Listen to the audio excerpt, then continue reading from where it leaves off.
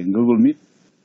La producción de flores y follajes comenzó cuando algunos empresarios en el cultivo de rosas, empresarios extranjeros, vieron la oportunidad que Guatemala como país tenía en la producción, principalmente porque vinieron a encontrar tierras baratas, mano de obra barata, con una diversidad de climas que les permitía producir cultivos con diferentes requerimientos climáticos en cortas distancias.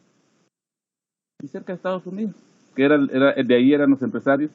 Entonces vieron a Guatemala como esa oportunidad. Se ubicaron las primeras empresas, principalmente en rosa.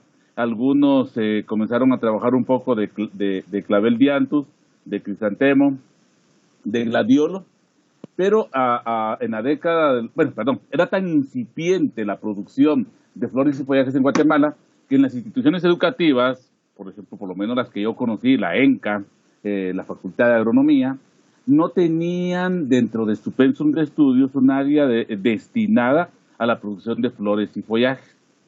Entonces era muy incipiente la producción. Entonces en los 80s comenzaron ya a aparecer un poco más de diversificación en la producción de flores y follajes. Apareció el cultivo del leatherleaf como cultivo, como follaje de corte importante.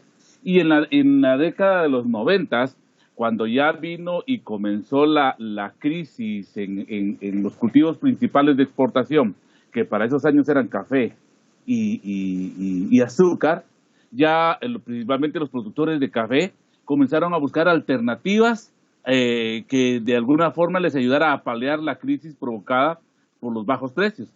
Y fue como algunos empresarios comenzaron a mirar en algunos ornamentales, obviamente no en rosa ni en esos que estaban tradicionales, sino ya comenzaron a ver ya en otros ornamentales, en otras plantas, comenzaron a ver la opción que se podía utilizar para comenzar a producir. Y fue así que comenzó a diversificarse la producción de flores y follajes en Guatemala. Actualmente, para el año 2020, ya no el año pasado, ya no podríamos hablar únicamente de los cultivos esos, sino que ya la diversidad es tanta que estamos produciendo más de 100 especies diferentes de flores y follajes para exportación, aparte de algunas que solo se producen para el mercado local, con más de 500 variedades. Un dato que se me olvidó darles ayer es que el sector de flores y follajes es un sector que ha observado un crecimiento anual. O sea, en vez de retraerse, inclusive por eventos como la caída de las Torres Gemelas, que trajo cierto retraimiento, o las crisis que han habido a finales del 2000, tipo 2009, que hubo una crisis económica a nivel mundial. Ahorita está habiendo otra crisis económica derivada de la pandemia. A pesar de esas crisis, el sector de flores y follajes, y a pesar también de que no es un bien de consumo primario, sigue en crecimiento en Guatemala. Platicábamos de que cuando comenzamos a ver hacia afuera, porque, cuando digo comenzamos a ver hacia afuera, me refiero cuando comenzamos a ver a un mercado a donde exportar, nos damos cuenta que las principales oportunidades que como país tenemos están hacia Holanda. ¿Y por qué? ¿Y a qué me refiero con esto? Holanda se convierte en el principal país el principal país de destino para las exportaciones, pero también es el principal país de destino, donde nosotros vamos a importar material vegetal. Holanda, yo les comentaba ayer y les puse un video sobre el mercado de las flores. Duraba 7 minutos. Hoy les tengo otro que dura como 15 minutos. La verdad es poco y me gustan esos videos porque les abre un poco el panorama. Quiero que les abran un poco el panorama. No, es lo que les voy a decir, ahorita les va a dar risa. No que se queden pensando que producir flores y follajes es como lo que tenemos en AENCA. No, es mucho más. Es mucho más, principalmente en otros países, es mucho más también aquí en Guatemala. Muchas de las fotos que voy a ir mostrando a lo largo de mis disertaciones diarias son fotos que se han tomado en plantaciones guatemaltecas. Entonces, la idea es que ustedes vayan abriendo, insisto, abriendo la mentalidad hacia lo que es la producción. Entonces les decía, Holanda se convierte en como el Segma, donde si nosotros queremos vender nos vamos a Holanda, si nosotros queremos comprar nos vamos a Holanda. A nosotros como país, ¿qué nos interesa comprar? Material vegetativo. ¿Y por qué material vegetativo?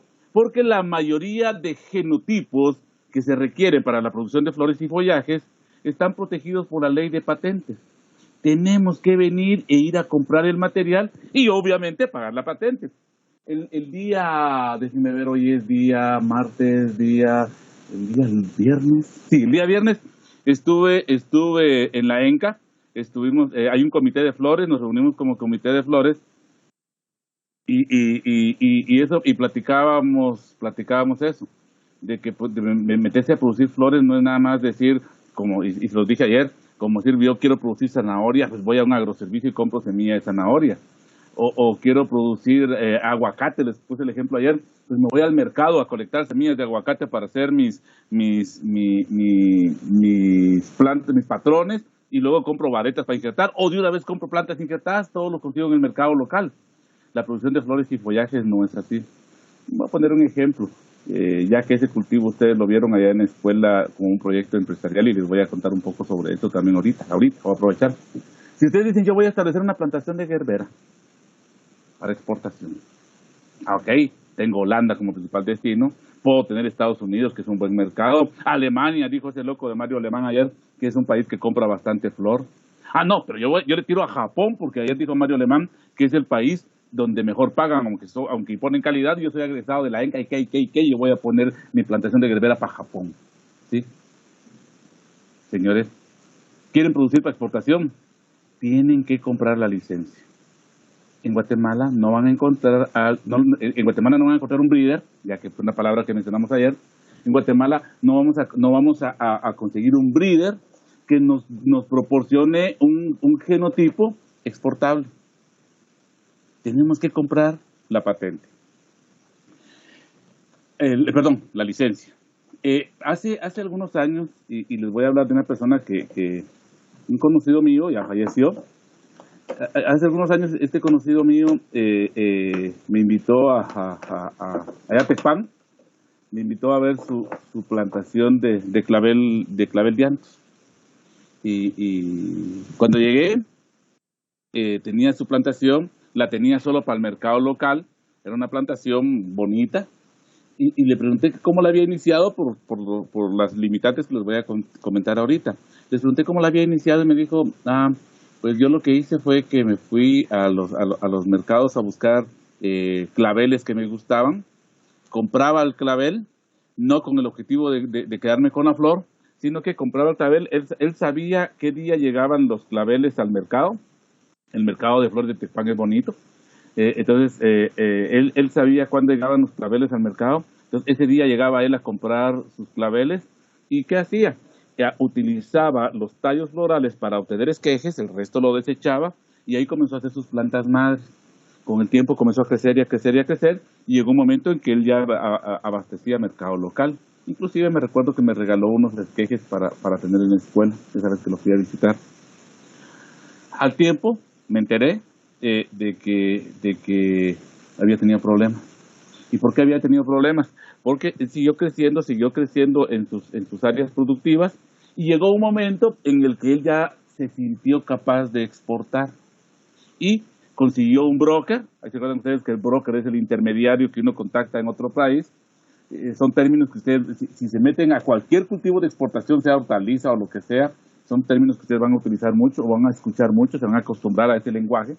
Entonces, él contactó un broker en Nueva York, mandó el producto para Nueva York, y cuando llegó el primer embarque a Nueva York, cuando estaba pasando la aduana, vinieron los de la aduana, pidieron los datos del importador, que era de este amigo tecpaneco, pidieron los datos del importador y no lo tenían registrado. Comenzaron a ver a quién le había comprado el genotipo, no lo tenían registrado, le hicieron pruebas de serología, se llaman unas pruebas ELISA para determinar cuál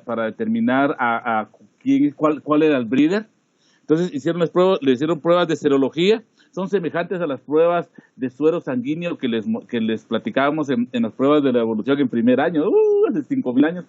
pero son pruebas semejantes que sirven para detectar el origen del genotipo. Lo hacen con savia vegetal. Entonces hicieron pruebas de serología, pruebas de ELISA, determinaron quién era el breeder, se comunicaron, y eso fue en cuestión de horas, muchachos. Se comunicaron con el breeder para preguntarle quién era a la persona a la que le había vendido la licencia de producción. Cuando determinaron quién era la persona a la que habían determinado, a la que le habían vendido la licencia de producción, el breeder se comunicó con el productor y le dijo: mire, don Faustino, nombre hipotético, mire, don Faustino, a usted le vendimos esta licencia y el señor, voy a usar mi nombre, y el señor Mario Alemán está apareciendo como productor. Recuérdese que usted no puede venderle nuestro material a nadie más. ¿Qué pasó? Simplemente el productor dijo: miren, yo ese señor ni lo conozco, no sé ni quién es.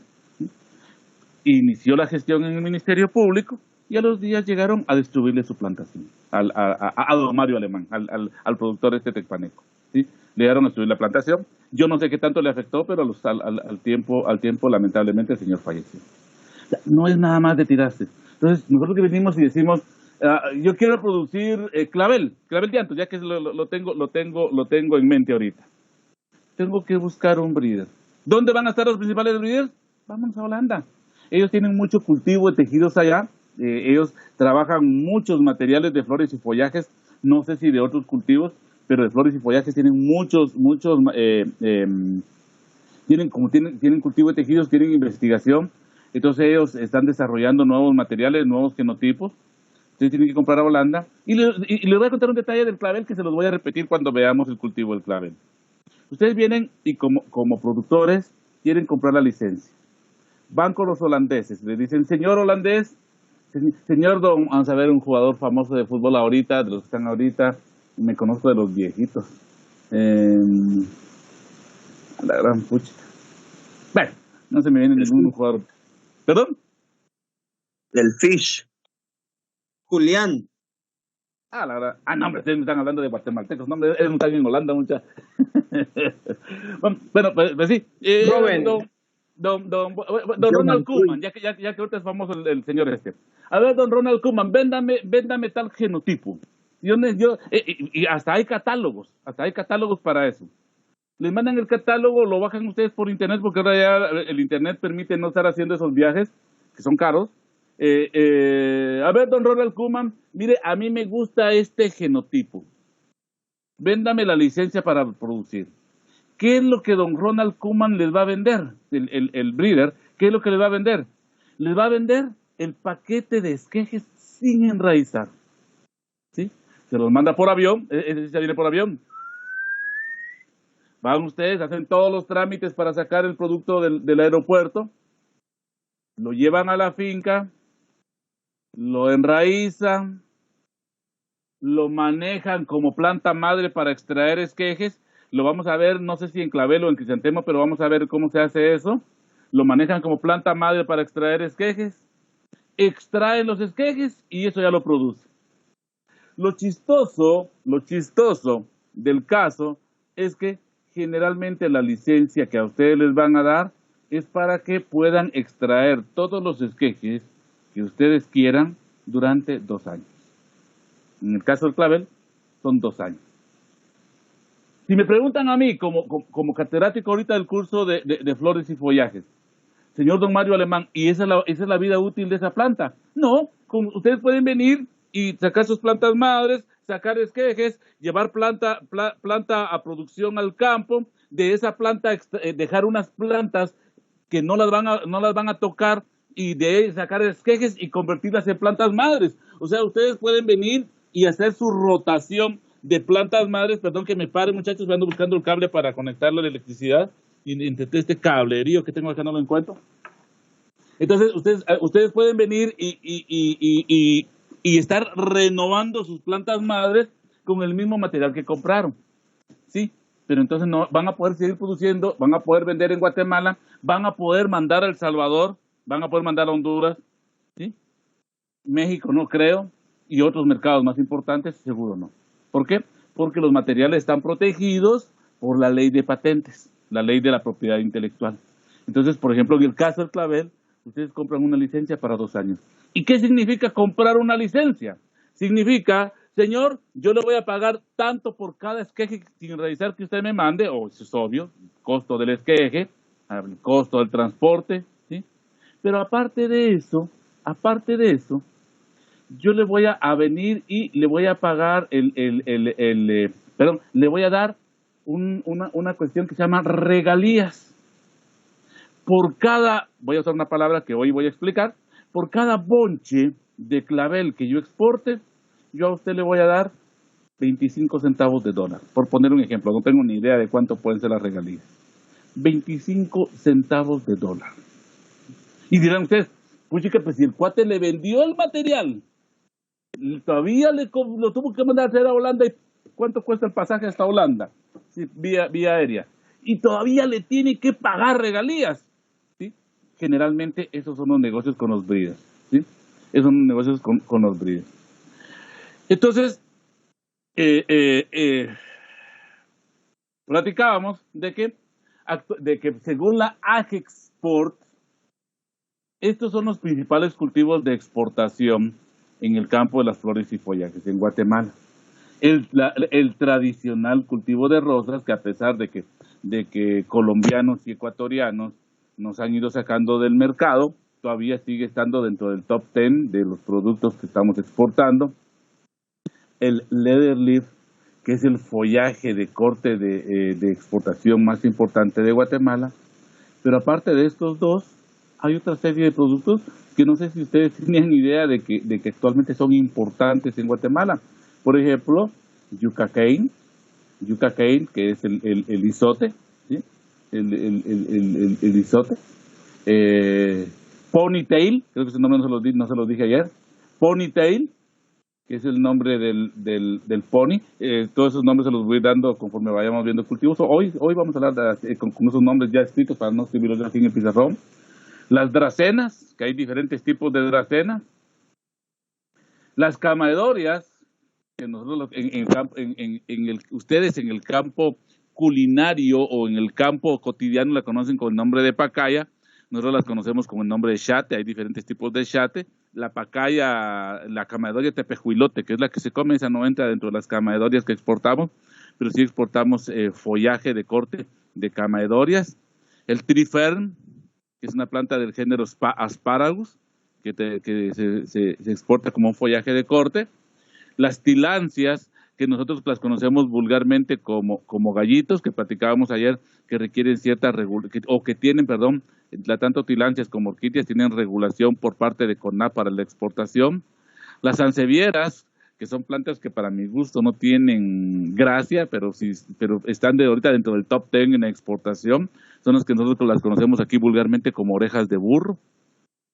Y los crotos o crotones, que bueno, estos son un poquito más comunes, que son los que están en la entrada del área de flores de la escuela.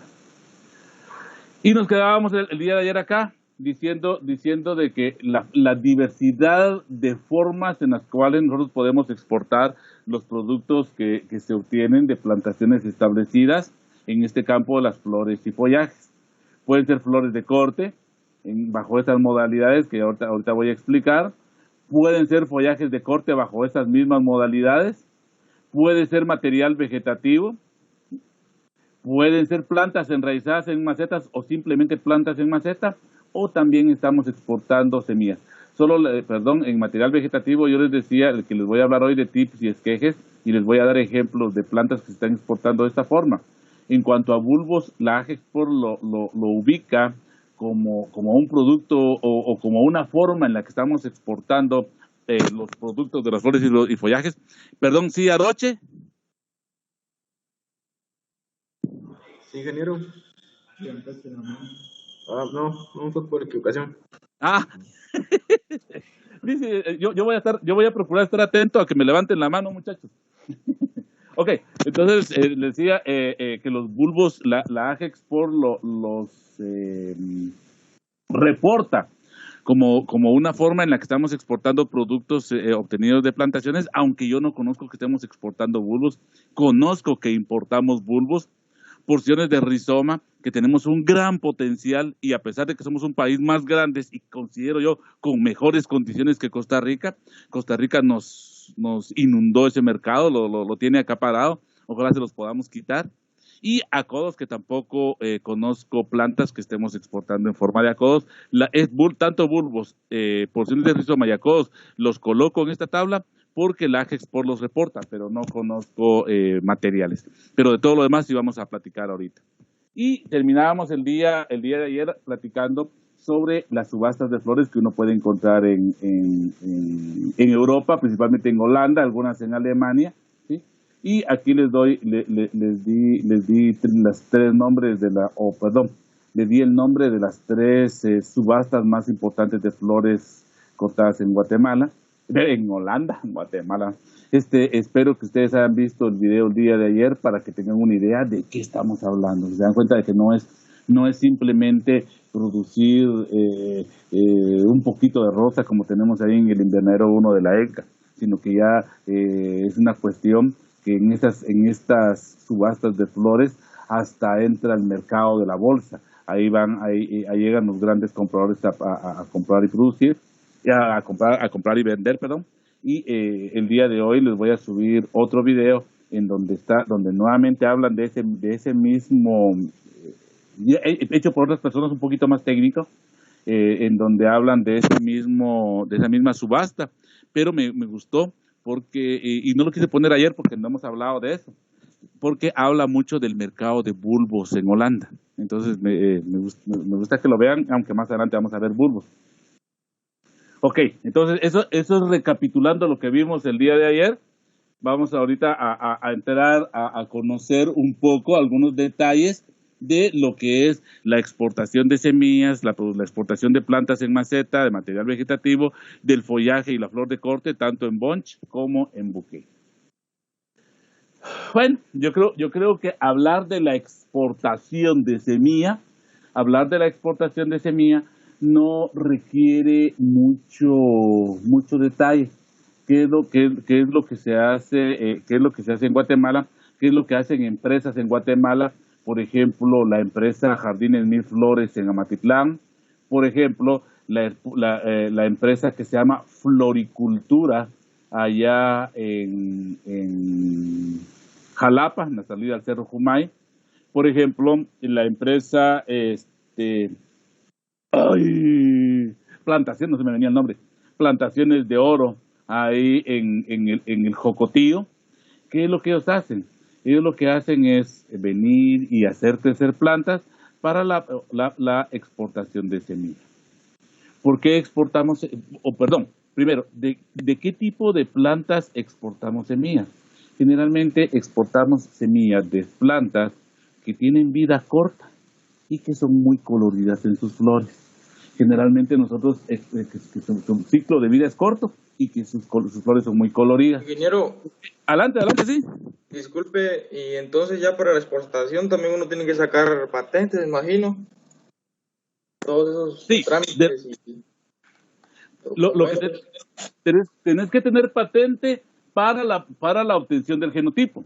Sí, seguro, porque desgraciadamente en Guatemala nosotros tenemos muy poco desarrollado el I+D, la investigación y desarrollo. La única institución que ha hecho, en lo público, la única institución que ha hecho investigación para la creación de genotipos ha sido el ICTA, y se ha dedicado únicamente, y con todas las limitaciones del caso, a la producción de genotipos de cereales, de maíz, de frijol, principalmente. Senquicaña está produciendo genotipos, pero obviamente de caña de azúcar, y de ahí paramos de contar, no hay nadie más que produzca genotipos. Entonces, por ejemplo, si nosotros quisiéramos producir marigold, tenemos todas las condiciones en Guatemala para producir marigold, y de hecho por eso se produce en Guatemala. Se hace crecer la planta, se exporta la semilla, pero si queremos comenzar, tenemos que comprar la patente a un breeder. No sé si es en Holanda donde están los breeders también, por ejemplo, de marigold, pero sí tenemos que buscar un breeder para que nos venda el genotipo, a menos que nosotros comencemos a caminar en las áreas rurales, en las áreas menos manipuladas por el humano, consigamos materiales y comencemos a hacer cruces para obtener variedades. Trabajo que nadie hace en Guatemala y sí les platicaba que lo hace mucho, con mucha fuerza, Holanda. Ok, entonces les decía, nosotros tenemos que hacer las plantas. Hay varias empresas en Guatemala que se dedican a eso y cuando sacamos la semilla la metemos en sobrecitos y los sobrecitos los mandamos a países en donde tienen el famoso clima de las 4 estaciones. Guatemala no tenemos esa cuestión climática, imagino que lo vieron en el estudio del agua, pero a países donde tienen las 4 estaciones. ¿Qué es lo que pasa? En estos países, después de que salen, digamos, en esta temporada, para los países de la latitud norte, que son los que mejor pagan, estoy hablándoles de Estados Unidos, Canadá, buena parte de Europa, Rusia, países asiáticos con poder adquisitivo también, que están arriba del Ecuador. Para esta temporada, un poquito antes, ellos en abril, finales de marzo, finales de febrero, principios de marzo y abril, van saliendo de la época de la nieve. Y ellos están hartos de lo blanco de la nieve. Ellos lo que quieren es, al terminar la nieve, no sé si ustedes lo han logrado visualizar en películas, al terminar el periodo de nieve, lo que ellos quieren es tener color en sus casas, color en sus ciudades. Y no pueden poner plantas como, por ejemplo, nosotros que ponemos plantas perennes. Nosotros aquí en Guatemala, y es parte de la idiosincrasia que tenemos que ir conociendo como productores, si queremos vender plantas para Guatemala, tenemos que producir plantas que duren mucho tiempo, porque un comprador guatemalteco llega a comprar una planta y se le muere al año, nos llega a reclamar. Hacer plantas para mucho tiempo. El comprador en esos lugares lo que quiere es agarrar su sobrecito o comprar una su plantita, ponerla en el jardín y que le esté floreando rápidamente. ¿Por qué? Porque ya va a venir la próxima temporada de nieve y se les va a morir la planta. Entonces, son plantas generalmente de temporadas cortas. En el 2018, la Marigold, que es la Tagetes erecta, eso le llamamos flor de muerto. Ahora yo me pregunto, ¿a qué no le llamamos nosotros en Guatemala flor de muerto? Pero una de las famosas flores de muerto, que ustedes me imagino que en su curso de manejo integrado de plagas lo vieron como un buen repelente de insectos, pero en el campo las flores y follajes, la Tagetes erecta, la Marigold, la flor de muerto, es una planta que se puede, que se está exportando como semillas. En el 2018 a la empresa esta Jardines Mis Flores de Matitlán, que ya es como tercera vez que se las menciono, le dieron un premio por los volúmenes de exportación que tuvo de esta semilla. Una cuestión importante, muchachos. Les voy a repetir algo que les dije en biología hace 50,000 años. Si nosotros vamos a mi pueblo y encontramos un Meleagris gallopavo, en mi pueblo al Meleagris gallopavo se le dice chompipe. Si nos desplazamos 90 kilómetros hacia el centro, llegamos a la capital, los capitalinos ya no les dicen chompipe, qué palabra más vulgar, ellos le dicen pavo. Si nos desplazamos 200 kilómetros hacia el norte, llegamos a Cobán, ellos le dicen chunto. Inclusive ellos tienen una comida que es el caldo de chunto. Ustedes no van a llegar, dime un caldo de chompipe allá, o un caldo de pavo, no, es un caldo de chunto. Y si nos vamos un poquito más al norte, los mexicanos le dicen guajolote. Y si nos vamos un poquito más al norte, los gringos le dicen turkey. O sea, el nombre va cambiando en cada región. Y hay que respetar el nombre en cada región, ¿sí? ¿Por qué les recuerdo esto ahorita que lo enseñé cuando les explicaba la razón de por qué el nombre es científico? Porque es igual con los nombres de los productos en los mercados, principalmente en los mercados de exportación. Tagetes erecta, ustedes probablemente la conocieron inicialmente como flor de muerto, pero en el mercado de exportación de flores y follajes se conoce como Marigold. Y uno se debe adaptar a esos nombres. Entonces, para mí, esto no es flor de muerto, para mí esto se llama Marigold. Otra planta que estamos exportando como semilla es la cinia, también, perdón, se me había olvidado, la marigold se adapta a las regiones, es una planta que se debe de producir bajo condiciones de invernadero, para exportar como semilla, se debe de producir bajo condiciones de invernadero y se adapta de mejor manera a la región central de Guatemala, esta parte de acá de Amatitlán, toda la parte de Villacanales, San José Pinula, es donde están empresas que producen marigold, igual que la cinia.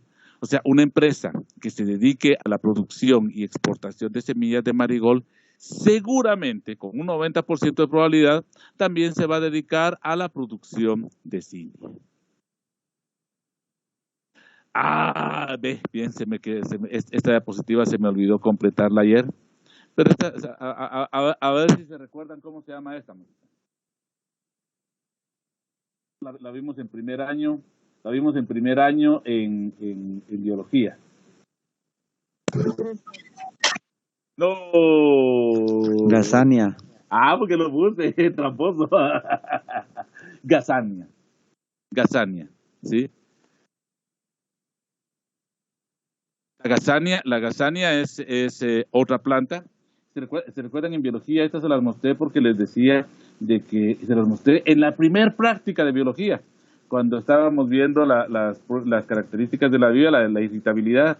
Esta planta, que en lo personal a mí no mucho me gusta, tenemos mucho más bonitas, el crisantemo que decía Breuda es más bonita, pero esta tiene la particularidad de que en las mañanas, cuando la temperatura es baja, la flor está así toda aguada, así cerrada, el botón está cerrado, uno cree de que el botón ya se murió, más cerrado que esto. Y conforme el calor comienza a hacer de que la temperatura sea más alta, la flor se abre. Y luego al siguiente día uno la vuelve a encontrar otra vez así, y al mediodía otra vez abierta. Ese es algo digamos, que no es importante para nuestro curso, pero sí es una particularidad de esta planta. Igual se produce en la región central de Guatemala bajo condiciones de invernadero. Acá tengo dos.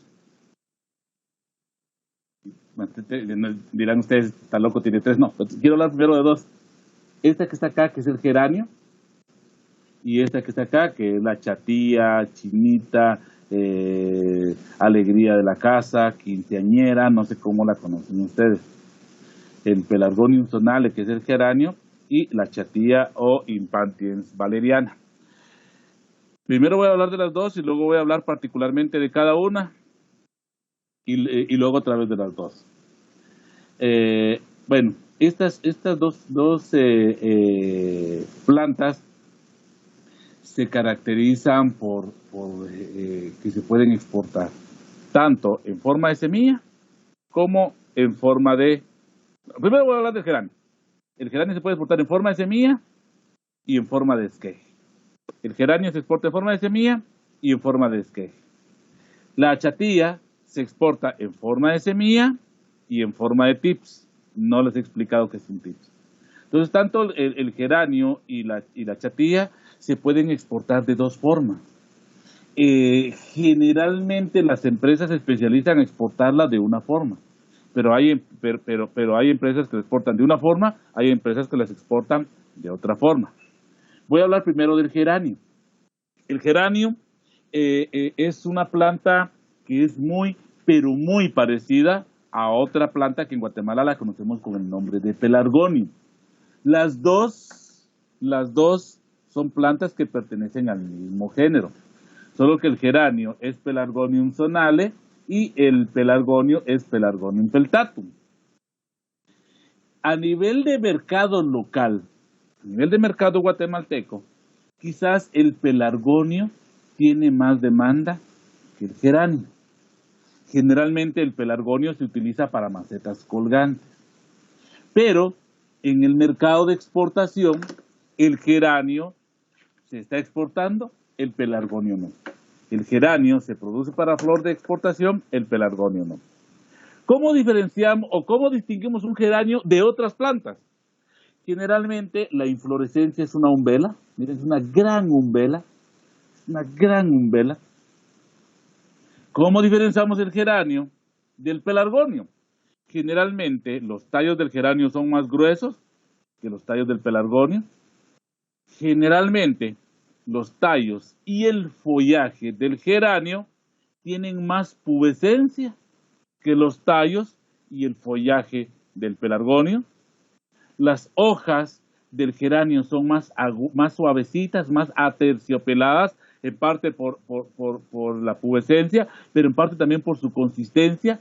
Las hojas del pelargonio son más coriáceas, y quizás la prueba definitiva es agarrar una hoja y molerla con los dedos. Cuando uno siente el aroma de la hoja del pelargonio, hoy mencionó primero el pelargonio, cuando uno siente la hoja, el olor de la hoja del pelargonio, generalmente es una hoja poco aromática. El olor de la hoja es un olor normal, como que fuera una hoja de jocote, la que uno está oliendo, un olor no llamativo, no normal. Por el contrario, cuando uno agarra una hoja del geranio, las hojas del geranio son muy aromáticas. Probablemente eso le gusta a la gente. A mí me ha pasado en la escuela, donde tenemos el geranio, y cuando yo comienzo a pasar a la parte del geranio, solo con tocar las hojas del geranio, muchas veces comienza a salir el perfume. Las hojas del geranio tienen bastante perfume. El geranio, la empresa más grande productora de geranio en Guatemala está en Jalapa, es la que les hablé hace un ratito, la empresa que se llama Floricultura, que está en camino al Jumay. Cuando yo comencé a trabajar en este campo, las ornamentales un poco más fuerte, o a conocerlo, más bien dicho, a conocer el campo, las ornamentales un poco más fuerte, solo en Jalapa habían 2 empresas exportadoras de geranio, solo en Jalapa. Floricultura, que todavía está ahí, y ustedes no conocieron ahí. Hay otra empresa que ahora que quebró, que está en la salida de Jalapa hacia Jutiapa, cerca de donde está el Instituto Adolfo B. Hall, una empresa que en la gira de segundo año se visita y ahora se dedica a la producción de maíz mejorado, al mejoramiento genético del maíz. Es una empresa que estoy tratando de recordar el nombre de esta empresa, de esta gran empresa, que es la misma de Jardines Mil Flores, que pertenece al grupo Syngenta. Ya se me vino. Es una empresa que pertenece al grupo Syngenta. ¿Por qué quebró la empresa esta y ahora se dedica al mejoramiento genético del maíz? Señores, perdón, Palma, adelante, Palma.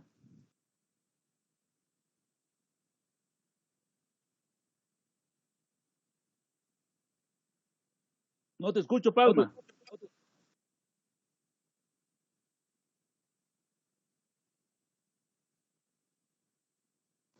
Creo que tiene problemas con su micrófono, Inge, pero decía que ¿puedes? Esquejes. ¿Esquejes? Sí, así se llama la empresa. Así se llamaba, sí, exacto. Entonces, ¿por qué quebró esta empresa? ¿Por qué quebró esta empresa y luego la adquirió Syngenta y ahora se dedica a la producción de maíz mejorado? Esta empresa, lo que le ocurrió fue de que cuando nosotros vamos a exportar, tenemos que estar muy pendientes de los protocolos de bioseguridad de los países a donde vamos a mandar. Ocurrió un problema fitosanitario con un material contaminado que llegó a Estados Unidos.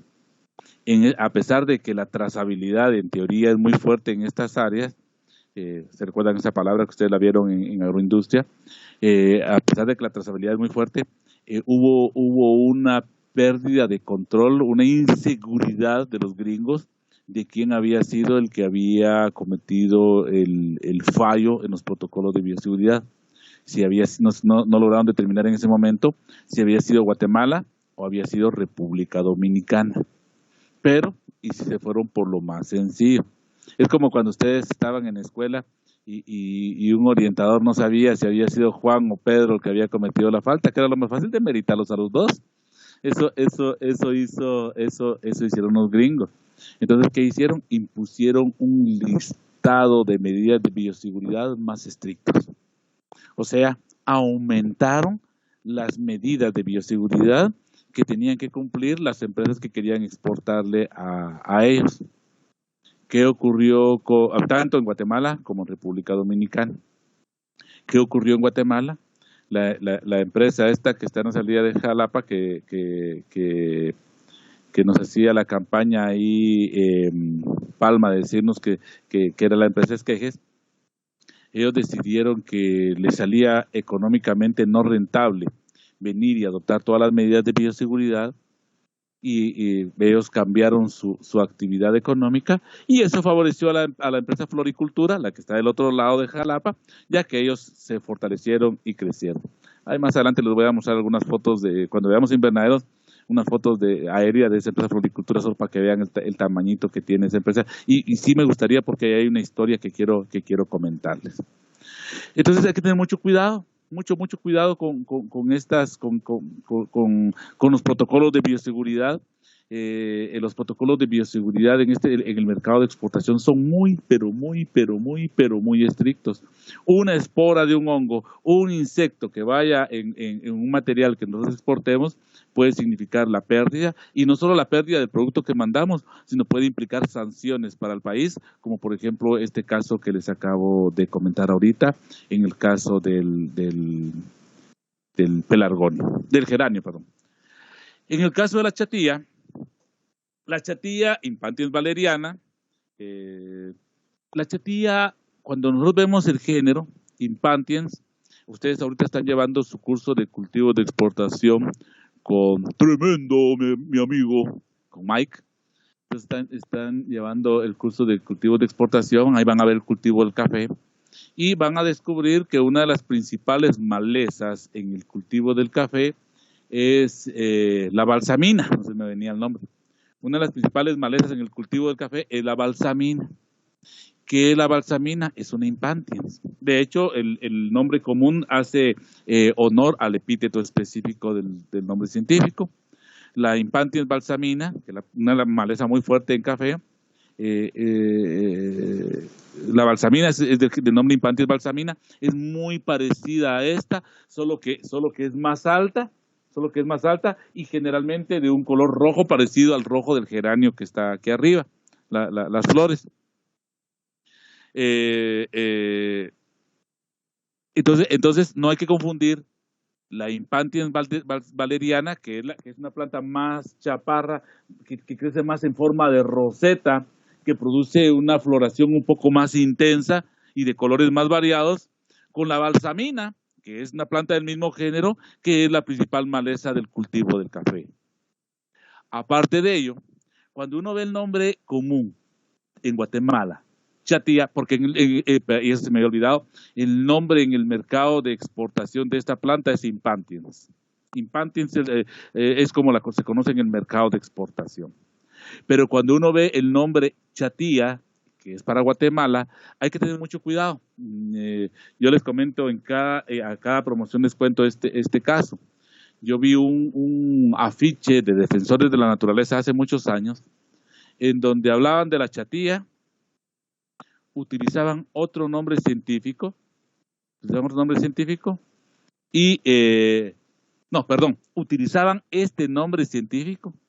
este nombre científico, y la fotografía de otra planta.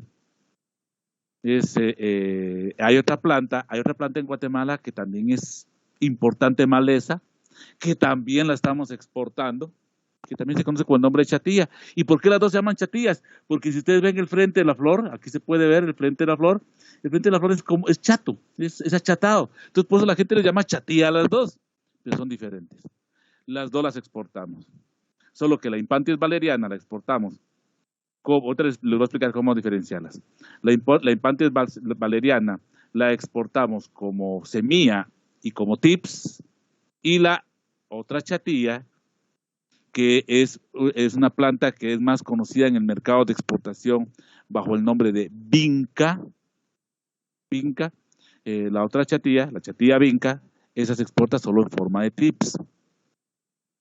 ¿Cómo sabemos nosotros si el broker nos está solicitando chatía Impatiens o chatía vinca, porque el nombre de la chatía impantiens es Impantiens valeriana, y el nombre de la chatía vinca es del género Cataranthus, ¿sí? Es del género Cataranthus. Entonces, muchas veces los brokers nos van a colocar esos nombres.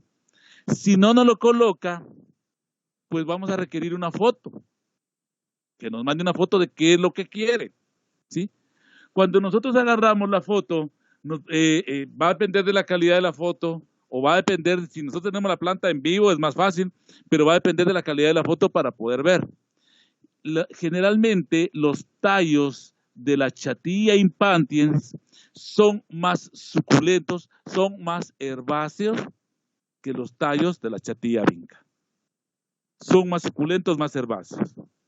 Segunda diferencia, la chatía impantiens generalmente presenta hojas con bordes aserrados. La chatía vinca presenta hojas con bordes lisos.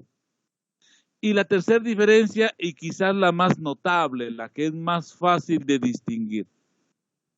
Cuando uno agarra una flor de chatía impantiens, déjenme ver dónde hay una buena. Tengo fotos buenas y no se me ocurrió ponerles una buena. Cuando uno agarra flores de la chatía impantiens y le ve la parte de abajo, en la parte de abajo de la flor,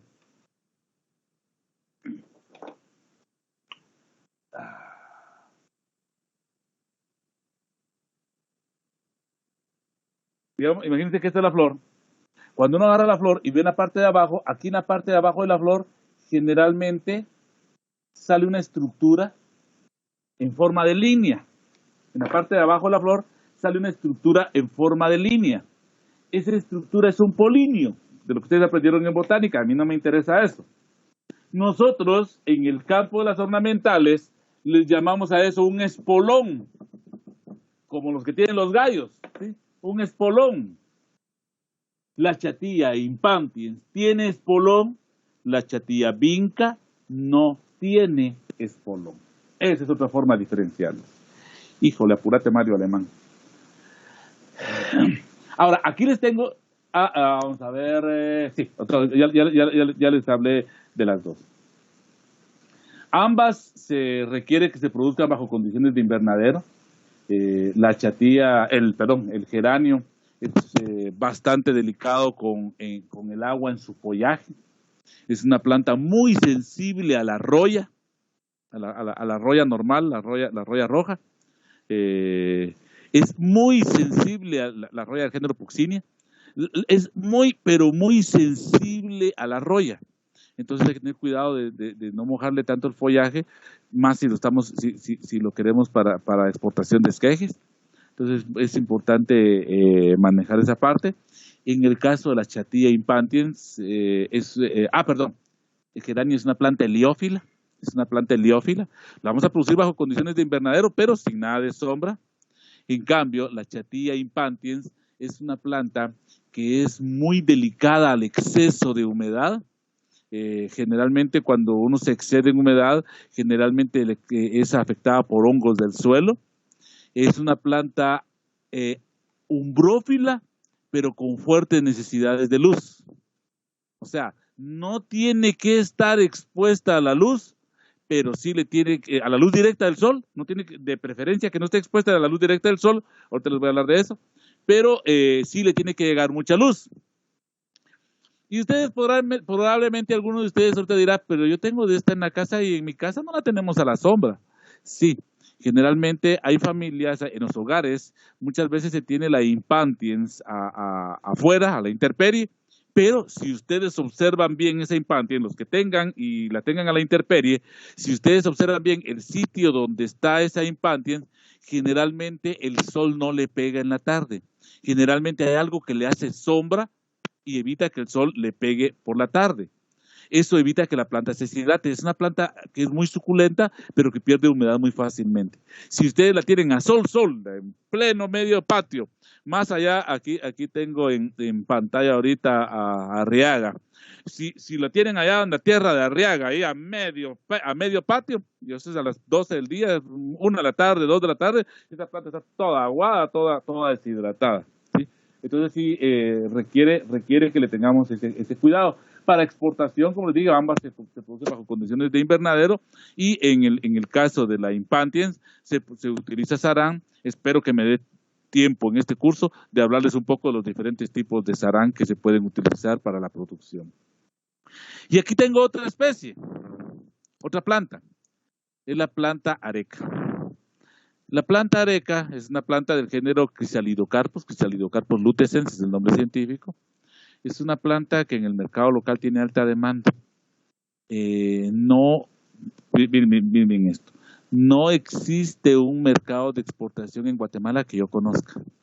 No existe un mercado de exportación que yo conozca. Pero hace unos 5 o 6 años los guanacos decidieron, ellos tienen bastante de esta palma, los guanacos decidieron que ellos iban a producir y exportar areca, y lograron conseguir mercados, lograron abrir mercados, están produciendo semilla para exportación de semilla, y también la están exportando como planta en maceta. Es una opción que tenemos en Guatemala. En nuestra Guatemala abundan las arecas. Acuérdense cuando ustedes estuvieron en la ENCA, cuando iban a la piscina, las palmeras que están ahí son palmeras arecas. Si ustedes se recuerdan, las palmeras arecas son aquellas palmeras que tienen una pigmentación amarillenta en los tallos, ¿sí? Que eso los diferencia de otro montón de plantas. Hay por lo menos otro par de plantas que llevan el nombre de palma areca, pero la que generalmente la gente busca como palma es la Chrysalidocarpus lutescens. Muy bien, eso es en cuanto a semilla. Me voy a apurar mucho porque son las 7:23. También exportamos plantas en maceta. Acá ustedes pueden ver una plantación una plantación de lo que nosotros en Guatemala conocemos bajo el nombre de cola de quetzal. En realidad, en el mercado de exportación, esta planta no se conoce con el nombre con el nombre común de cola de quetzal, solo en Guatemala la conocemos así. Se conoce con el nombre de lecho de Boston. Es una planta del género Nebrolepsis exaltata. Esta foto es de aquí de Guatemala, es una empresa que está produciendo el lecho de Boston para exportación. Si ustedes observan, está producido bajo condiciones de invernadero. Y por favor, vean aquí algunas condiciones. Está producido bajo condiciones de invernadero. Si ustedes ven, el invernadero es bastante rústico. No necesitamos tener invernaderos tan caros para producir. ¿Por qué se produce bajo condiciones de invernadero? Para optimizar clima y reducir un poco la incidencia de plagas y enfermedades. Ustedes me dirán ahorita, pero señor don Mario Alemán, esos invernaderos están todos descuidados, están todos feos. Miren los techos, están todos sucios. No, no es así. El lecho de Boston es una planta umbrófila, y si ustedes van a producir bajo condiciones de invernadero, hay 2 formas en las que ustedes pueden venir y crear la sombra que la planta necesita. O sea, dicho en otras palabras, hay 2 formas de reducir la incidencia de luz. Una es cubriendo con sarán acá, colocando sarán acá. Quizás es lo mejor, pero el sarán tiene un costo, ¿sí? Otra es aplicándole pintura a los techos. Esto es lo que hicieron acá. Yo he visto plantaciones de gerbera, ahorita miren esta del lecho de Boston, en donde pintan los techos con el objetivo de reducir la incidencia solar. Entonces, si ustedes les toca ir al campo y miran esto, no vayan a preocuparse de que la empresa es descuidada, es una exportadora, y solo miren la cantidad de plantas de lecho de Boston que tienen ahí listas. No se vayan a creer de que están cometiendo un error. Les voy a contar una anécdota, así rapidita porque ya es tarde. Una vez fui a supervisar a unos estudiantes del 9º cuatrimestre ¿cómo se llama este pueblo que está arriba del Quetzal? San Marcos. Bueno, fui a supervisar a estos estudiantes a una finca. La finca tenía café, tenía banano y tenía plátano. El encargado de la finca, el agrónomo encargado de la finca es mi amigo. Entonces lo llamé para decirle que iba a llegar y me dijo que él no podía estar el primer día, pero que me prestaba la casa patronal para que durmiera y al siguiente día él ya iba a estar ahí. El primer día que estuve con los estudiantes se quejaron, como ustedes no tienen idea conmigo, de la falta de inversión y la falta de tecnificación de la finca, tanto en café, pero principalmente en banano y plátano, que lo tenía muy descuidado y que ellos lo veían como una gran oportunidad para exportar. Al siguiente día, tuve la oportunidad, no sé si algunos de ustedes lo conocen, pero tuve la oportunidad ya de encontrarme con el administrador, el ingeniero Roger Valenzuela, y cuando me puse a platicar con Roger, le dije de que los estudiantes tenían algunas inquietudes y me gustaría que las escuchara. Pues llevamos a los dos patojos que estaban ahí en la finca, llegaron y les dije, mire muchachos, cuéntenle al ingeniero todo lo que ustedes me dijeron ayer sobre la tecnificación, y ellos comenzaron a contar sus ideas. Roger es economista, tiene maestría en economía agrícola. Roger solo se les quedó viendo y les dijo, mire muchachos, les voy a contar cómo está la cosa, y les comenzó a hablar del mercado. ¿Y por qué no invertía más? ¿Por qué no se tiraba a la exportación? Los muchachos terminaron convencidos de la situación. ¿A qué me refiero con eso? Muchas veces uno juzga sin tener toda la información a la mano. Entonces sí es importante tener información para venir y emitir comentarios puntuales o condenatorios sobre lo que está ocurriendo en un lugar. Entonces todo salió porque cualquiera que mire esta foto puede pensar qué descuidados, cómo tienen los techos de los invernaderos todos sucios. Y ya les conté que no es que estén sucios, sino que están preparados los techos especialmente para crear esas condiciones. ¿Qué otra planta se puede exportar como planta en maceta? Las azaleas, Rhododendron sinsi. En el caso de las azaleas, me da bastante vergüenza decir esto. Hay algo que conocen estos productores de azalea que yo no conozco, porque para mí es tan difícil producir las azaleas, y luego yo miro las azaleas y al costo que las venden, que no es tan alto. Obviamente lo que yo he visto es el rechazo que venden aquí en Guatemala. Digo yo, ¿cómo le harán estos cuates? La azalea, Rhododendron sinsi, es una planta umbrófila que se puede poner bajo condiciones de umbrófila, pero que requiere bastante luz. Y al igual que la impatiens, se puede colocar en un campo abierto, pero que durante la tarde le pegue el sol. Es una planta de las llamadas plantas acidifolias, o sea, es una planta que requiere de pHs ácidos. Se propaga exclusivamente por esquejes. Ya les voy a hablar de la propagación por esquejes. Se propaga exclusivamente por esquejes. Cuando yo llegué a trabajar a la escuela, solo había una azalea en la escuela, una azalea grande, que ya no existe, blanca, de flores blancas, no, rojas eran, flores rojas, solo existía una. Y cuando yo pregunté, porque me gustó la planta, le dije, miren, ¿y esta por qué no la está trabajando para venderla? La respuesta que me dio fue, es que no enraiza, esa planta no se puede propagar. Ya habían intentado por esquejes, ya habían intentado por acodos, que la literatura menciona que se puede propagar por acodos, y no lo habían logrado. Y como yo soy de la idea de que el no se puede no existe, sino que yo voy a luchar y sigo luchando, ya llevo más de 15 años luchando con esa planta y por eso les digo que me da vergüenza porque no le he logrado encontrar los secretos. Perdón, mucha. Entonces dije, no, voy a intentar. Comencé a investigar en la literatura, yo no sabía que era una planta acidifolia, descubrí que era una planta acidifolia y dije, bueno, vamos a cambiar el sustrato, para el enraizamiento. Y les pareció sorprendente a algunos que yo haya ido a traer brosa de pino.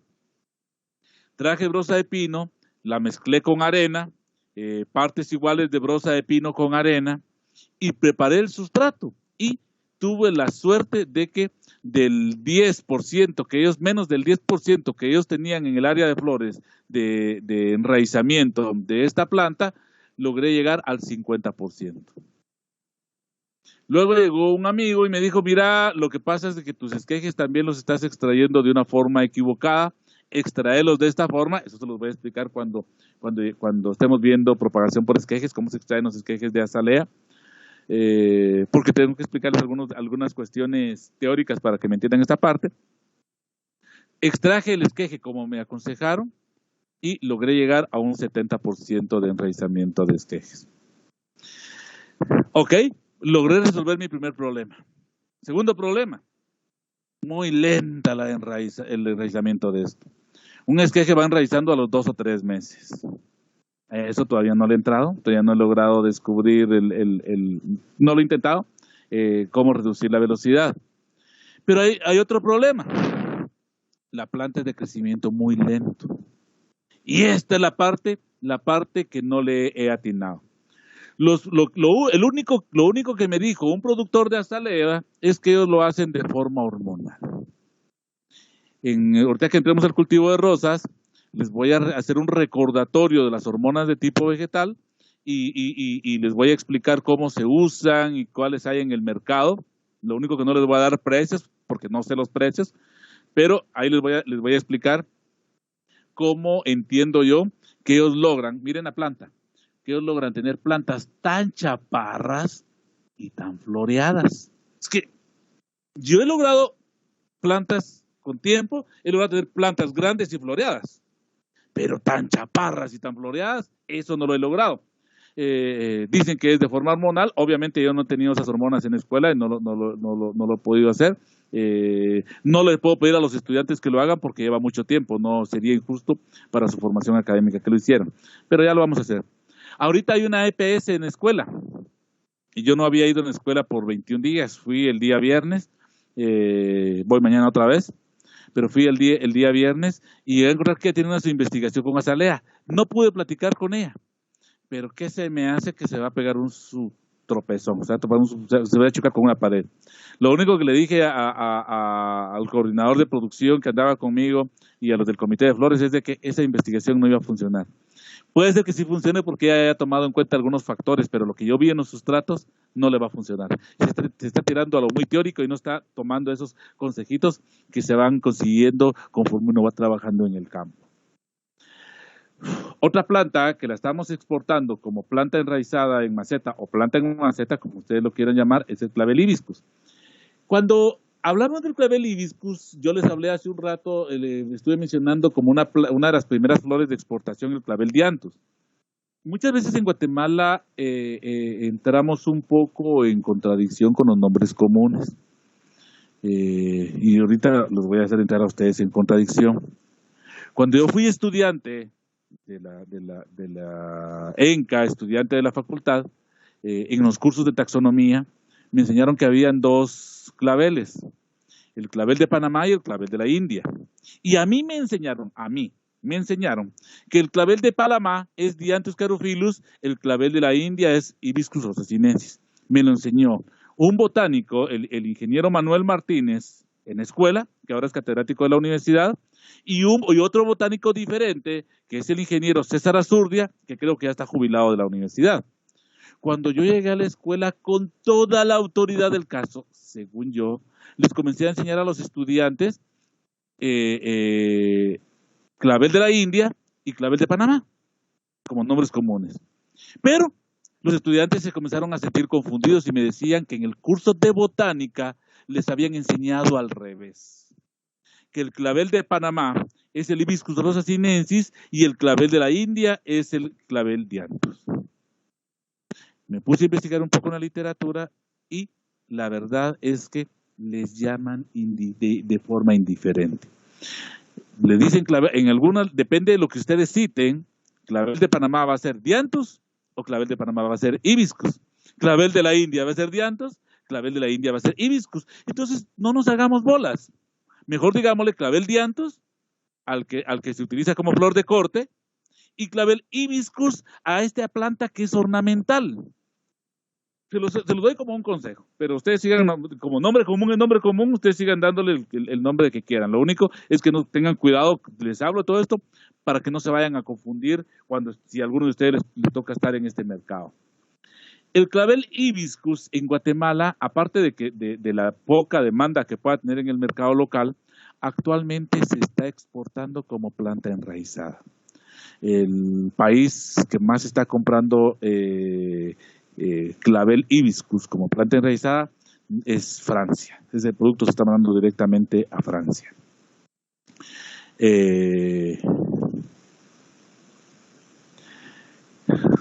Miren esto. Miren esto. Y si usted, no sé si logran ver esta parte de aquí atrás. Esta foto la tomé ayer. No, antier. La tomé el domingo. Es en PriceMart. ¿Sí? ¿Ya se dieron cuenta? Es el pinche isote. El simple isote.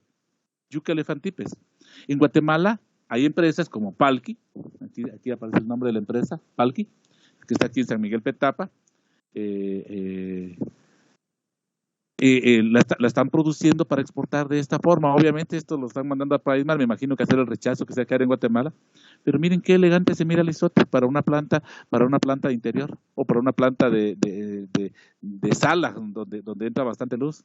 Miren qué bonita se mira. Miren qué es lo que tiene. 2 tallos de isote. Cuando estemos viendo el pony les voy a enseñar cómo se hace esto. Pero este es isote. 2 tallos por una maceta y miren lo que cuesta aquí en Guatemala. Se supone que en PriceMart es más barato. Miren lo que cuesta esto en PriceMart. Isote, muchachos, el isote se propaga exclusivamente por esquejes. Yo no sé cuántos de ustedes conocen bien el isote, pero si ustedes agarran un tallo de isote, lo cortan y lo tiran en un lugar donde haya suelo, ahí enraiza el isote. Es lo más fácil de enraizar que existe en este campo. Enraiza. ¿Saben qué les digo otros años? El isote enraiza hasta con una mala mirada. ¿Sí? Sin embargo, miren, es un producto de exportación. Se recuerda que está en el top 10, ¿sí? Está en el top 10 como yucca cane. Yucca elefantipes, el isote. Tenemos también el anturium. Anturium tenemos de 2 tipos. El anturio que se produce como flor de corte, que generalmente es una planta que amacoya menos y que sus espatas son más pequeñas. Ese es una especie diferente al anturio que se produce. Perdón, no sé cómo lo dije, lo voy a repetir bien ahorita porque no sé si lo dije bien. Hay 2 tipos de anturio. El que se utiliza para maceta, que sus espatas son más pequeñas y amacoya más, yo creo que estaba mezclando los 2. El anturio que se utiliza para maceta, que es una especie de anturio que amacoya bastante, pero sus espatas son pequeñas, sus plantas son chaparras y sus espatas son pequeñas. Más adelante vamos a ver la otra especie de anturio, que es un anturio que se utiliza como flor de corte, que su amacollamiento es pobre, pero la planta es más vigorosa, es más alta y sus espatas son mayores.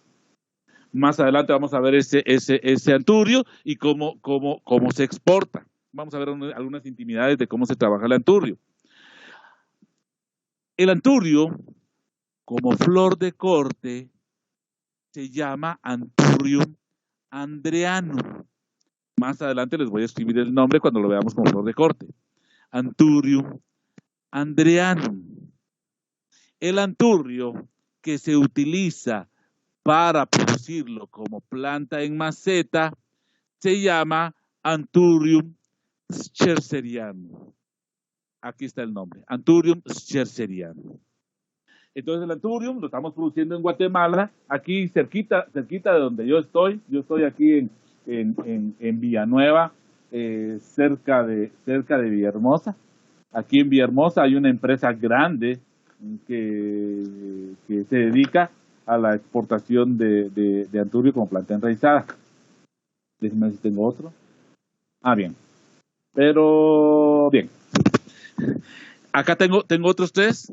Las tilancias, que ya habíamos platicado de ellas, los gallitos, las tilancias, que requieren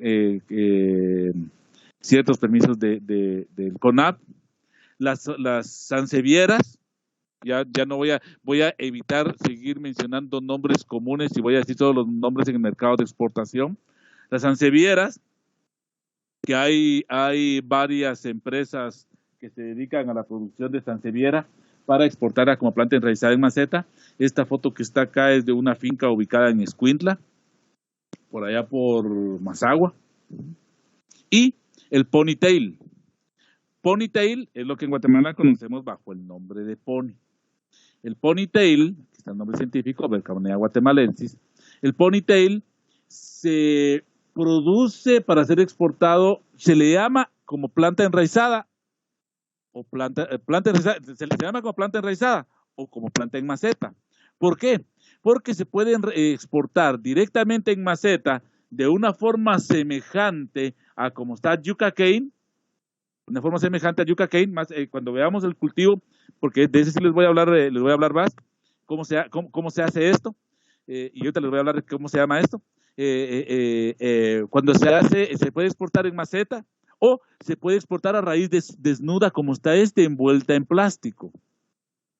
En cualquiera de los dos casos, no importa, se llama planta enraizada o planta en maceta, no importa en cuál de las dos presentaciones, el ponytail se exporta en una forma que se conoce con el nombre de bonsai. Así se le conoce a esta planta. Es un bonsai de ponytail. Y cuando hablamos de bonsai, no estamos hablando de aquella técnica de crear árboles chaparros. ¿Por qué le pusieron bonsai? Mucha, por favor, yo no sé. Ese no es lío mío, es lío de quien se lo puso. ¿Por qué pero qué es un bonsai? ¿Qué es un bonsai de ponytail? Que es lo mismo palizote. Es una planta con suficiente raíz y que ha perdido, que se le ha quitado el meristemo apical en una actividad que más adelante vamos a ver y que se conoce con el nombre de decapitado. Entonces, una planta que se decapita con el objetivo de que emitan brotes laterales. ¿Cómo hacer? Perdón, voy en orden. ¿Cuáles son los parámetros de calidad para exportación del ponytail? ¿Cuáles son los parámetros de calidad para la exportación de ponytail? ¿Cómo se produce cómo se estimula el enraizamiento del ponytail? ¿Cómo se hace el decapitado? ¿Cómo deben ser los brotes que emite la planta? Todo esto lo vamos a ver cuando estemos viendo el cultivo de ponytail. Es cuestión de una media hora que vamos a tratar de ver toda esta parte. Creo que esa es la última. No. Bien, esa es la última. No sé por qué la otra no. Ahora bien, en muchos países, en esto de las plantas enraizadas, el negocio es bueno, comparado con la exportación de tips o la exportación de esquejes. ¿A qué me refiero? Cuando ustedes exportan tips o exportan esquejes, generalmente lo que están exportando es un material vegetativo. Cristian Ramírez, adelante. Sí, una pregunta para lo de la exportación con macetas. Es que yo había escuchado que los suelos requieren de mucho para poderse exportar de un país a otro, o sea, muchos trámites. ¿Lo hacen con diferentes sustratos o no no va nada de tierra en las macetas? No, exactamente de eso voy a hablar ahorita. Exactamente, por eso no quise mostrar esta. De eso voy a hablar ahorita, Cristian. Entonces, platicamos en sintonía con lo que pregunta Cristian. El mercado, cuando hablamos del mercado, si yo soy un productor de una planta, de un tips, por ejemplo, ya que mencioné tips de Impantiens, aunque no les he dicho que es un tips, ¿qué es lo que estoy exportando? Material vegetativo. O esquejes de Pascua, ¿qué es lo que estoy exportando? Material vegetativo. ¿Qué ocurre con ese material vegetativo? Ese material vegetativo llega al país de destino y allá va a venir un agrónomo, va a agarrar ese material vegetativo, lo va a estimular a que enraíce, lo va a colocar en una maceta y lo va a vender. Como productor guatemalteco, lo mejor sería que me dejen a mí el negocio de enraizado y mandar la planta de enraizada. Es más cara, le saco más plata. Genero empleo en Guatemala, genero movimiento en el mercado con todos los agroservicios de la región si produzco en Guatemala. O sea, que el negocio es mejor producirlo aquí en Guatemala, tener la planta ya enraizada y no mandar los tips. Pero hay un problema. Y es lo que decía Cristian. En muchos países existe regulación por medidas fitosanitarias, o lo voy a decir de otra forma, por medidas cuarentenarias. Existe la restricción de ingreso del suelo al país, al país de destino. De hecho, en Guatemala debería de haber también restricción de salida de suelo del país. Si ustedes leen la Constitución Política de la República de Guatemala, nosotros no podíamos vender suelo de Guatemala a otros países. Es inconstitucional. El Ministerio de Agricultura, ojo, los que trabajan en el Ministerio de Agricultura son agrónomos, muchos egresados de la ENCA y no han hecho nada, no hemos hecho nada. El Ministerio de Agricultura debería ya de prohibir la salida de suelos. No lo hacen, no lo hacen. Pero pasa lo que dice Cristian. Por ejemplo, si ustedes quieren agarrar, les hablé hace un rato de los anturrios, no, de los claveles hibiscus que van para Francia. Si ustedes quieren mandar esos claveles híbicus para Francia, no entran. ¿Por qué? Porque lleva suelo guatemalteco. Llevan suelo de otro lugar. Y desde el punto de vista cuarentenario, el ingreso de esos materiales les puede provocar problemas a ellos. Problemas cuarentenarios. Ingeniero, disculpe, con eso Adelante. que está diciendo usted de los suelos, entonces también hay que sacar una licencia para eso de los suelos, y esa regla solo está para Guatemala o Centroamérica, o ¿cómo está eso? No, como te decía, Vale, es inconstitucional hacerlo. Pero en Guatemala, con un poco de pisto, todo se puede, lamentablemente, y no debería ser. Por eso el mensaje el primer día que les di para mí era bien importante. Entonces no deberíamos de poder sacar suelos. Pero ellos cuarentenariamente no permiten la entrada de suelos. Y ahí vale que no importa si vos tenés licencia. Ellos simplemente, si la planta va con suelo, no te dejan entrarla. ¿Sí? Si la planta va con suelo, no te dejan entrarla. En Estados Unidos existen fuertes restricciones también. Si ustedes mandan el producto para El Salvador, ahí ni yo van a hacer los guanacos tampoco. Ellos no van a hacer nada. En Guatemala, el coyolillo fue introducido de esa forma. ¿Sí? Muchas enfermedades han sido introducidas de esa forma. Los azucareros, cuando Senjicaña todavía estaba comenzando a formarse, para evitar que plagas o enfermedades raras entraran al país, como el gobierno no establece tienen los puestos de cuarentena, pero que no vigilan nada, solo son lugares, disculpen que lo diga así abiertamente, para ver cómo se hacen negocios ahí. Entonces los mismos azucareros, ellos plantearon sus cuarentenas. Se recuerdan que en escuela hay un invernadero de vidrio, que ahora ya es de la escuela, que está ahí por las aulas nuevas enfrente del taller. Ese invernadero de vidrio era de Senjicaña. Y Senjicaña lo puso, fue un convenio que hizo con la escuela y el convenio se acabó y la escuela nunca lo aprovechó. Era un convenio en el que nosotros podíamos ir las veces que quisiéramos a Senjicaña con libertad. Yo les aseguro que cuando queramos ir a Senjicaña nos dejan entrar sin necesidad de que haya convenio. El convenio establecía de que cuando estuvieran en el octavo cuatrimestre, técnicos de Senjicaña podían venir a darles pláticas de caña de azúcar, que ellos saben más que cualquiera de nosotros. Nunca lo hicimos. Y a cambio de eso, ellos construyeron el invernadero en las instalaciones como un puesto de cuarentena. En ese entonces, yo ahorita no sé dónde los tienen porque el de la ENCA ya es nuestro, y ellos tenían otro en donde ahora están las instalaciones de el centro comercial que se llama Cayalá, que yo tuve la suerte de visitar también este puesto de cuarentena.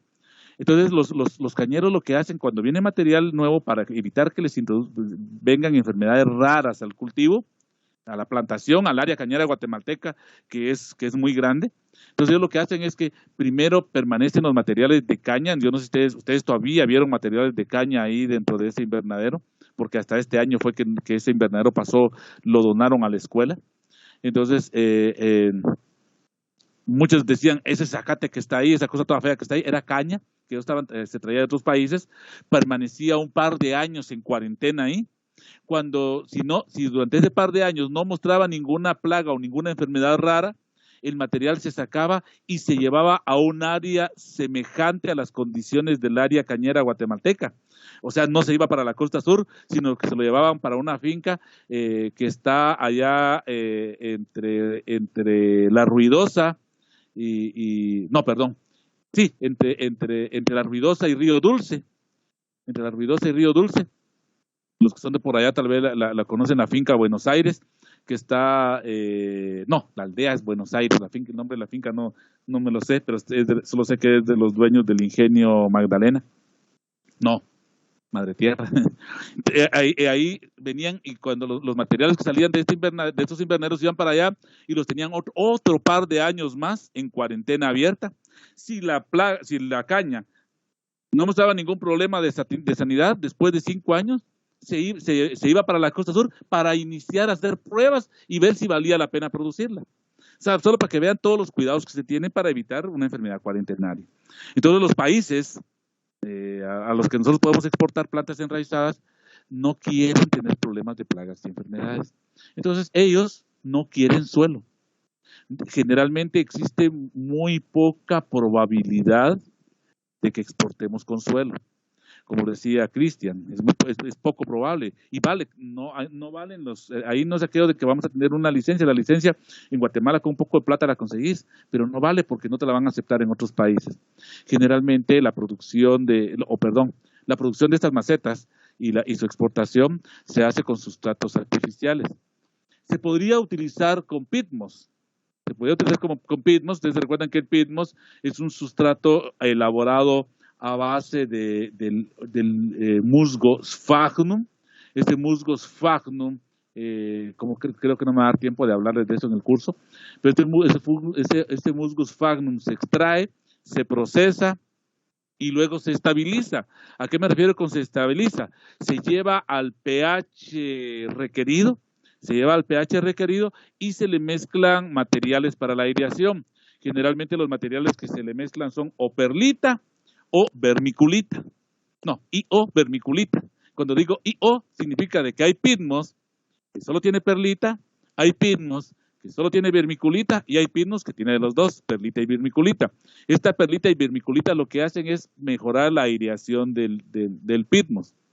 El problema del pitmos para ser utilizado como sustrato para la exportación de macetas es que el pitmos es muy bueno para enraizar, pero no es bueno para crear macetas, para crear plantas, porque es un sustrato que absorbe mucho las sales. Entonces la conductividad eléctrica, la salinidad del sustrato se elevaría muy rápidamente, y eso ustedes saben que puede provocar problemas en los cultivos.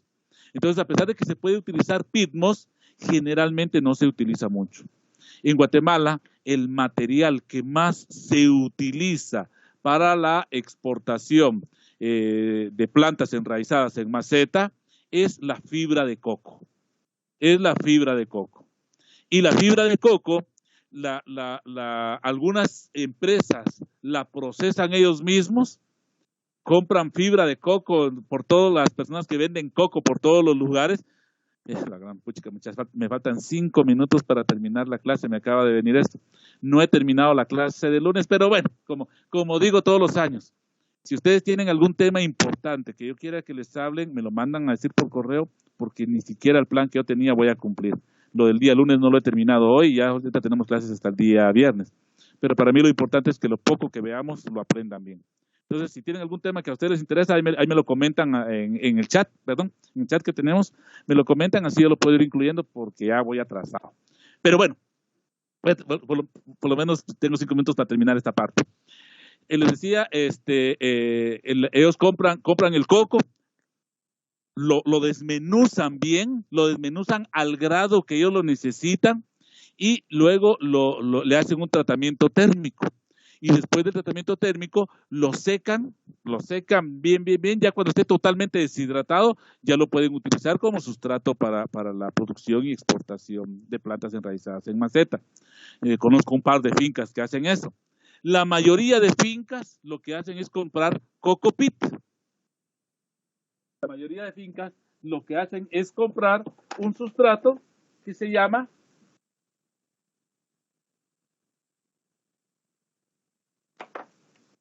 coco peat. De alguna forma podríamos decir que es semejante al pitmo, solo que no es hecho a base de sphagnum, sino que es hecho a base de fibra de coco. Igual que el